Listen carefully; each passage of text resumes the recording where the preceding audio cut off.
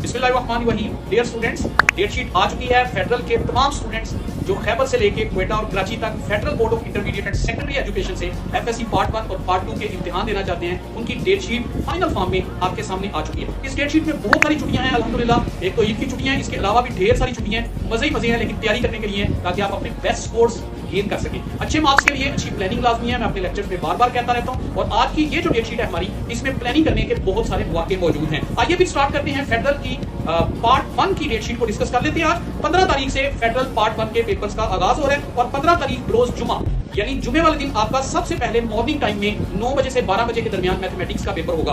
उसके बाद 16 तारीख को हफ्ता है जिसमें प्रिंसिपल ऑफ इकोनॉमिक्स और दूसरी तरफ सोशियोलॉजी का पेपर होगा। 19 तारीख को ट्यूसडे यानी इतवार की छुट्टी आ गई, सोमवार की भी छुट्टी आ गई और आर्ट्स के स्टूडेंट्स में इस्लामिक एजुकेशन का पेपर होगा। जबकि 20 तारीख बुध वाले दिन होम इकोनॉमिक्स का पेपर, 21 तारीख को हेल्थ एंड फिजिकल एजुकेशन, जबकि रिपीटर स्टूडेंट्स का पीबीए होगा उस दिन फिजिक्स का।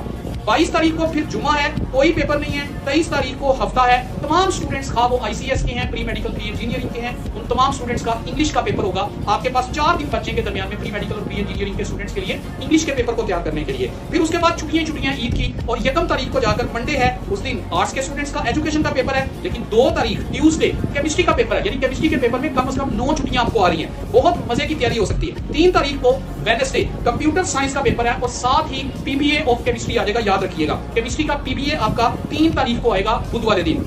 4 तारीख को जुमेरात है, जियोग्राफी का पेपर होगा मॉर्निंग टाइम में, इवनिंग में कोई पेपर नहीं है। जबकि 5 तारीख को जुमे वाले दिन साइकोलॉजी का पेपर है। इसका मतलब है 4 और 5 तारीख को साइंस के स्टूडेंट्स का कोई पेपर नहीं होगा, सिर्फ आर्ट्स के स्टूडेंट्स के पेपर होंगे। इसी तरह 6 तारीख को सैटरडे है, इस्लामिक स्टडीज का पेपर है, ये भी आर्ट्स के स्टूडेंट्स का है। संडे को फिर छुट्टी आ गई, इसका मतलब है साइंस के स्टूडेंट्स को फिर 4 छुट्टियां मिल गई। उसके बाद आ गई 8 तारीख सोमवार, उर्दू का पेपर है तमाम स्टूडेंट्स का। उर्दू का पेपर 4 छुट्टियों के बाद होगा, जैसे केमिस्ट्री के पेपर में 9 छुट्टियां हैं, इंग्लिश के पेपर में 4 छुट्टियां, इसी तरह से।